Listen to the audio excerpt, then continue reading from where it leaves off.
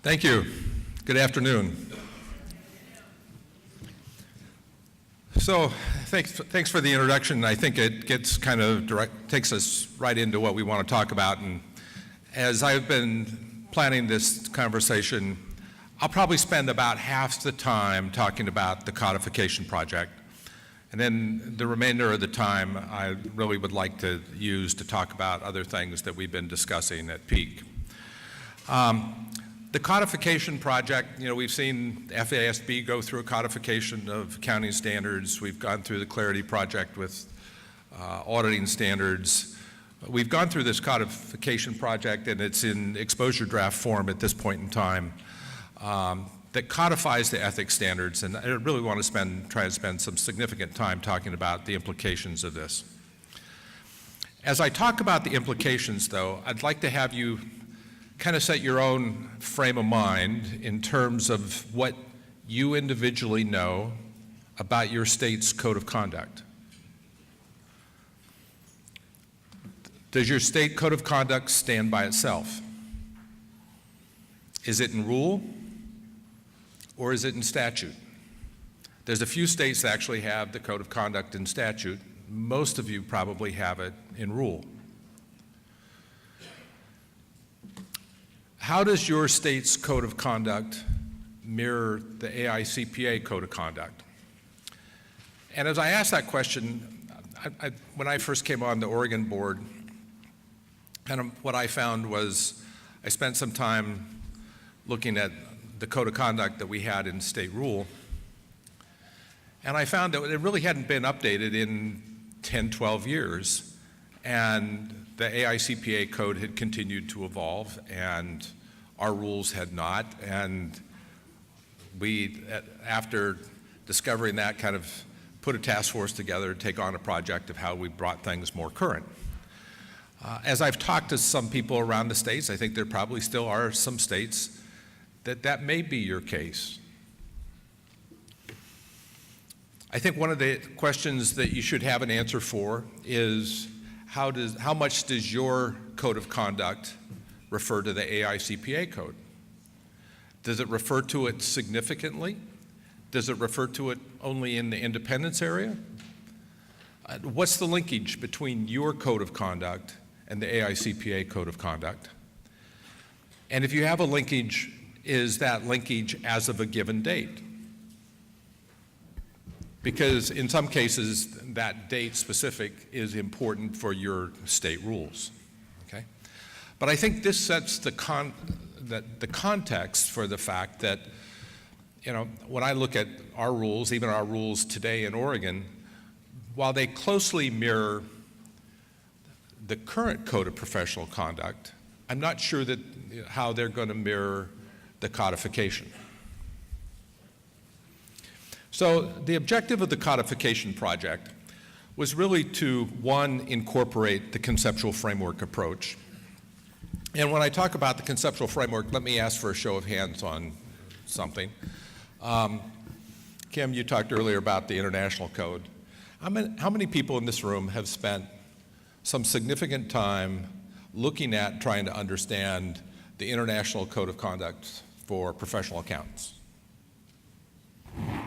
Yeah, all right. Now I anticipated that answer, right? I got some ethics folks in the back that, we've been there, but, so let me ask you this. In the AICPA code, you see this threats and safeguard approach, particularly with respect to independence. How many of you feel, by show of hand, that you're sufficiently conversant with that threats and safeguards approach to independent, that you're comfortable with talking about colleagues, others in the profession, about that approach and how that conceptual approach is different from perhaps what we do with other rules? Yeah, okay. Well, I guess at the bottom of this slide, right here where it says that website, right? I've got to encourage you to spend some time today, tomorrow, sometime in the next week. At least if you're here as a state board, find somebody on your state board that will spend the time to download that codification and spend some time with it to try and talk through look at the codification and perhaps come back and engage in a state board discussion of what are the implications of this codification and what are the implications of the conceptual framework. I'll introduce it to you. You know, I'm here for a half hour. The resources of the NASBA Ethics Committee will be available to anybody that wants to take advantage of them.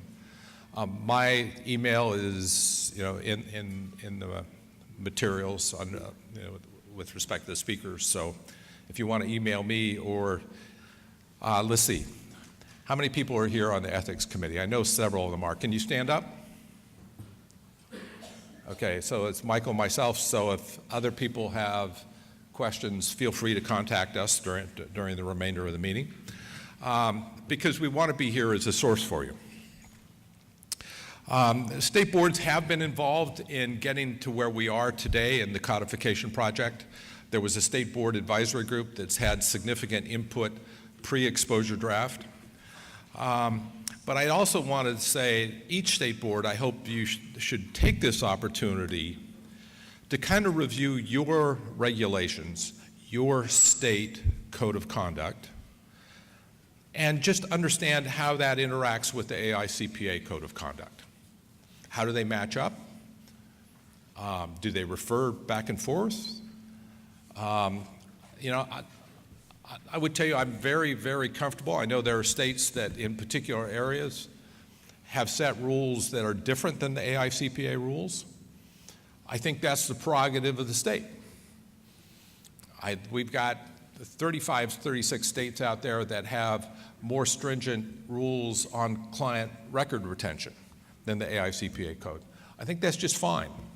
But I think it's important for your board to understand and make policy decisions about where you want to be versus the AICPA code. And where the timing of this is it's in exposure draft. The codification is an exposure draft form. We didn't give you the codification today. We rather gave you the website because for all intents and purposes, it's a 300-page document, right? So it's going to take somebody on your board some time to download it, look at it, and study it. I think that's time well spent on the part of your board. The end of the exposure period is August 15th. It's a 4-month exposure window. The NASBA Ethics and Strategic Professional Issues Committee will be responding to it, but we would very much like your input in terms of how you think this codification and how this change in the codification really influences your state board. I expect that we'll probably see approval early 2014. I'm guessing probably a January peak meeting in 2014. And then, when it's finally released and what the effective date is probably to be determined downstream. But ballparking it, I'm thinking late 2014, December 2014, that we might see an effective. But again, that's my thinking. That's not an official pronouncement on the part of Peak. I'm just kind of ballparking it here, right? Substantive changes, and probably the most substantive change in the code is putting 2 conceptual frameworks, one for members in public practice and one for members of business, and running this conceptual framework, this threats and safeguards approach, throughout the codification, okay? That it should be applied, you're going to apply the threats and safeguards approach if there's not a particular rule on point, and it would be considered a violation of an applicable rule if a member can't demonstrate that appropriate safeguards were put in place. I guess where this, from my perspective, I see that we're in a swing where we're probably going from a very rules-based code with the pendulum coming back a little more toward a principles-based code. And the reason I say that is the rules are still very, very important. But the question becomes, what happens when there's a rule that's not directly on point? In the old way of thinking, you said if we didn't have a rule, it's okay. The new way of thinking says, if I don't have a rule, What's the threat? What's the threat to a potential ethics violation? And have adequate safeguards been put in place to reduce those threats to an acceptable level? And now when you say, well, what's an acceptable level, then we really get into an issue of professional judgment. We get into a risk-based approach, and I think the heart of how you answer that risk-based approach, and it's probably not a lot different from how you answer a variety of questions at your board of accountancy, is what would be the answer of a reasonable third party? How does the public look at this, right? How would a reasonable, informed member of the public think about this? But what for me is fundamentally different is if we used to say, if there's not a rule, I don't have to think about it. Today you're saying, if there's not a rule, I have to think about it. What's the threat? If there's a significant threat, what safeguards have been put in place?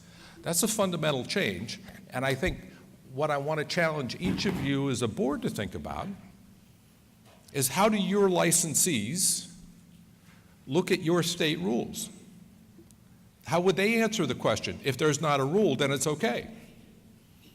Or do you want your licensees in a position where they're thinking, if there's not a rule, how do I follow this conceptual framework? I don't know that there are a lot of states that have this conceptual framework today built deeply into your ethics rules. And I think that's something that you should be having a conscious conversation about in terms of where you want to go with your ethics rules. So kind of the steps that you see here is, are there threats? Perhaps we're talking about a threat to subordination of judgment. Is it a familiarity threat? Is it an undue influence threat? Or perhaps there's no threat, okay? If there is a threat, then the next question becomes, how significant is it? And you say, well, it's moderately significant, then I'd probably be thinking, unless I can say it's clearly insignificant, I'm trying to go through what existing safeguards in place. If you're in public practice, you probably have a variety of things in your firm to deal with subordination of judgment issues, to ensure that people form their own independent decisions, and how you wrestle with a firm when we have significant disagreements, right? Industry should be doing the same thing, right? And you've got ways in place. Now, if you don't have those things in place, then do I need to put new safeguards in place? If the safeguards reduce the situation where the threat is acceptable, then you move forward. If the threat cannot be reduced to an acceptable level, then you don't want to take the action, right? So when we think about the substantive changes that have been built into the codification that's currently in exposure draft form, okay? That exposure draft is out there for you to download. I really want to encourage somebody from every board to kind of take some responsibility, take a hard look at this and see what it means for your state board. And in your materials behind my slides, there's about 5 pages that supplement and just kind of describe the substantive changes that are in this codification project, okay? In addition to those substantive changes, when you download the document, this is not in your materials, but it is in fact in the exposure draft, you'll find a mapping document that will lead you from, say, for example, the independence rules on accepting gifts or entertainment, and where that is in today's code, where that is in the new codification. Because remember, that new codification is organized with one whole section for members in public practice, a separate section for those people in business. How many people in the room here do we have in government? Okay, I don't see one or two of you, all right? Now the question becomes, if I'm in government, where do I fit? And you probably fit in business, though I can think of some governmental auditors that for all intents and purposes, the nature of the governmental audit you're doing is not an internal, it's an external audit. You may in fact be governed more by the standards for members in public practice. And there's some guidance in the codification for you to think about in terms of where do you fit, okay? So I think that kind of wraps up my discussion on the codification project. But I guess the final word is I really think, from my perspective, as I've looked at this, as I've looked at my state's rules, I think that my state is probably going to spend some time trying to think about how do we want to either, one, change our rules, or two, refer in different ways to the AICPA code so that our licensees basically have one basic code that they're following, and with an understanding that there are certain state differences that are particularly important in the state of Oregon, right? That there may be places where our rules set a different standard than the AICPA standard.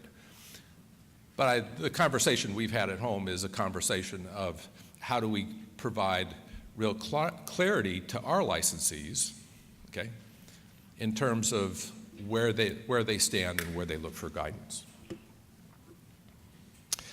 I now want to move into discussion of some of the other services or the other interpretations that we've seen. Recently, we've seen an interpretation on non-attest services. There's probably about 3 areas that I want to cover today in the area of non-attest services. Clearly, there's some things in terms of what's been defined into the non-attest service arena. And bear with me if I go back and forth between a couple slides here.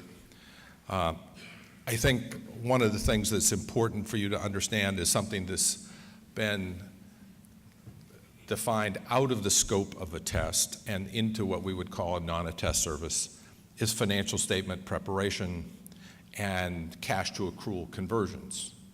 Okay, those are significant issues that you should be thinking about, or your licensee should be thinking about in the context of independence. Let me back up for a moment. I would probably say that there are things that are defined into the attest area in terms of regular communications that you have with clients about application of accounting principles, about audit adjustments, communications on internal controls. Those are defined into the attest arena, okay? There's some additional guidance on what do you do when you take on a client where you've probably been performing a prohibited service, and that prohibited service was probably performed, say, early in the calendar year or fiscal year, and then the client was a non-attest client, and the client becomes an attest client. Where does that leave you? And the answer at Peak was that if you performed prohibited services during the period covered by the financial statements, but they were performed before the entity became a client, you can retain your independence, but there are certain criteria you're going to have to meet, right? And you're going to have to ensure that from that point on, once you take the client, you are independent, you continue to be independent. I'm not going to recite all the criteria, but I think you can go download this standard, and kind of we put you in a position in large part of saying, you know, when you take new clients, how do you ensure that you're independent once you start the client, right? And you give people reasonable opportunities to fix situations that might be present that might have been appropriate before you took the client as an attest client. So anyway, I think you see a slightly different definition. We've replaced the term management functions with management responsibilities. I don't think I read that pretty much the same. So anyway, I think these 2 slides kind of go back and forth in talking about both that attest and non-attest arena in terms of independence. Another area that's addressed in this standard is non-attest services related to internal audit services. And I think the key issue is in terms of internal audit services, ongoing evaluations, particularly ongoing internal control evaluations, probably should do impair independence, that you want to look at that in terms of where internal audit fits in that COSO internal control framework. If you're part of that COSO framework on a regular basis, independence is impaired. Holding out. And I guess, one of the persons I want to thank for this is Galen Hansen, the current chair of NASBA. He chaired this task force dealing with holding out issues at the AICPA. And basically what you've seen is that Peak has deleted the holding out requirement from the definitions of practice of public accounting, or today the term would be members in public practice, and professional services. I think what you see here is the AICPA is probably coming closer to where most state boards were when many of you said, if you're a licensee, you're responsible for the Code of Professional Conduct, whether you hold out or not. And kind of the answer here is by deleting the holding out requirement, we're basically saying if you're a member of the AICPA, you're responsible for following the Code of Professional Conduct. It doesn't matter that your business card says CPA or doesn't say CPA, okay? If you're a member, you're responsible for the Code of Conduct. At the end of the day, I think that's the right decision. So I think you see a slight change in language throughout the codification. You're going to see the term practice of public accounting has been replaced with members in public practice.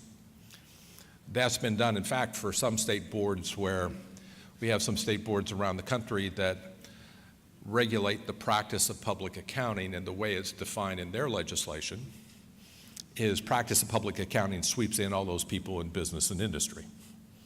So you're going to see that the codification and kind of what you see throughout the AICPA language today is we'll distinguish between members in public practice and members in business. Requests for client records. This one has been probably controversial. This is one where if I think about how NASBA responded to this exposure draft, we probably would have had a slightly different answer. I think we've talked several times today about how the AICPA and NASBA have respectfully discussed issues, and we don't necessarily come out on the same side, and that's fair. I think the client issue, one of the things that I was very happy to see here is one of the things you'll see prominently in this interpretation is that the interpretation very clearly states that state boards may have more restrictive rules. And if I look at the landscape today, in fact, we probably have, I don't know, the number's probably 35, 36, 37 state boards that have more restrictive rules than the AICPA rules. The AICPA rules today say if it's a client record, you always return it.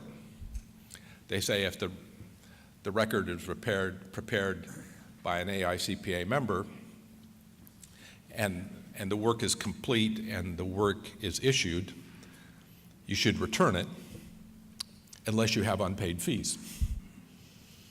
I would guess that most state boards, a lot of people in the audience, you're saying if you've completed it, it's issued work product, whether you've collected the fee or not, you return it. Okay? This is an area where we're different. This is one of those areas where, from my perspective, it's appropriate for state boards to have a different bar than the AICPA. Okay? And the AICPA has recognized that clearly in their standard by pointing the reader of the AICPA rules to say, be sure you understand your state board rules. They may be different. Okay? So kind of the general response here is a member's work product should be provided. The AICPA rule is unless there's unpaid fees or the work product's incomplete. And I think we'd probably differ on the unpaid fee issue. And I think we're in alignment on member work papers are property of the member. In our last meeting in April,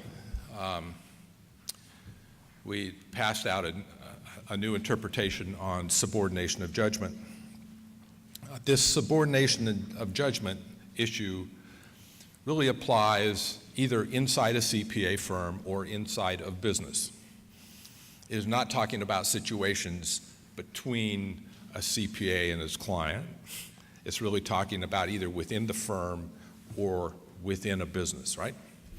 And the intent is to provide increased guidance when a supervisor and a member have differences of opinion relating to regulations, application of professional standards, differences of opinion related to law.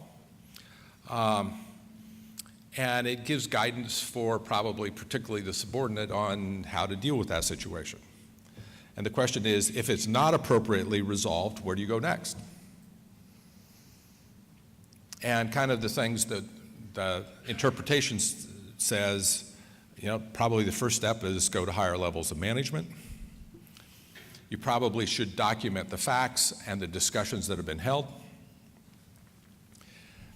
And that as an AICPA member, you should consider, one, is this risen to the point where you need to either think about legal counsel, or do you consider your continuing relationship with the entity? And there may be times when you can, maybe you solve the problem by moving into organization in a different position where you get yourself out of the subordination of judgment. There may be a point where you can solve it within the entity, and at the end of the day, it's going to be the licensee's consideration of whether they need to terminate their relationship with the entity. This was approved by Peak in May. I'm guessing we'll see that this will be effective when it's published in the Journal of Accountancy in August, September, probably sometime is probably when you're going to see that published. Partner equivalence. The issue on partner equivalence is really an independence issue, okay? And one of the things that I would point out in particular is that this standard on partner equivalence is only related to questions of independence, okay?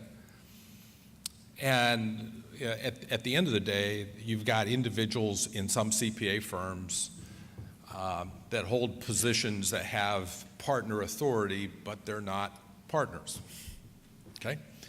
So they have perhaps the authority to bind the firm with respect to a test engagement without partner approval. They have authority to issue audit reports or test reports without partner approval. They have authority to fix the firm's name. So with respect to independence issues, those partner equivalents should be treated the same as other partners with respect to independence rules. I think this one makes a lot of sense. Now, when you go to other rules about, who are owners in the firm and firm ownership, this is not where we're talking about partner equivalence, right? This is really just an independence question. Client affiliates addresses another independence question, okay? And those of you who work in the attest arena, there's a variety of different types of engagements, perhaps pension plan engagements, a variety where you're dealing with different types of affiliate relationships. And at this point, with respect to independence, it provides guidance on, how you have to be independent, not with respect just to your client, but the potential client affiliates. There are certain exceptions that apply here. I'd encourage you to download and look at this. A lot of those exceptions relate to family relationships, either immediate family relationships, close relatives that are in key positions in an affiliate that may not be in a position to influence the financial statements of the entity you're auditing, okay? So kind of, where this rule is looking is, how you need to understand your independence, not just with respect to your client, but the client affiliates, which we'd include, entity that the client can control, an entity which has a material direct financial interest in the affiliate and significant influence over the affiliate, an entity that controls the client when the client's material, or an entity that has material direct financial interest in the audit client or the attest client, and significant influence over the attest client. Okay. We've got some examples here. For all intents and purposes, this is to give you better guidance in terms of firm independence. So, I guess my last question for you, we've talked about some interpretations. I've talked primarily about the codification. What does this mean to you? I think if I'm thinking how I answer that question myself, I'm trying to answer that question in terms of how do your rules match up? How do your rules match up with the interpretations? How do your rules match up with the codification? Have your rules drawn in as significantly as the codification has the threats and safeguards approach? And as you think about how you apply your rules, do you want your members to understand that threats and safeguards approach in the context that if there's no rule on point, what should your licensees be doing? What do you want your licensees to do? I would hope that we answer, this is my own personal view, is that we answer that question in all cases, apply the threats and safeguards approach. I think it provides some very good guidance, and I think it's in the public interest. So with that in mind, let me take your questions.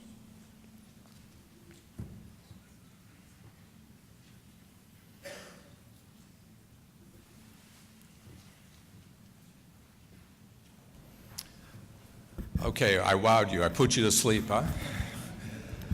Well, I hope I've given you something to think about. And I really want to encourage you at the board level, those of you who are board chairs, those of you who can influence the agenda, take a hard look at this codification. If you have questions, if you have concerns about how this codification interacts with your code of conduct in your state, that you have concerns about, please let the ethics committee know. I think we're here to try and both help you and be a resource for you. We're also here to respond on behalf of NASBA in terms of writing a comment letter on the exposure draft. So please, I welcome your feedback. Thank you very much.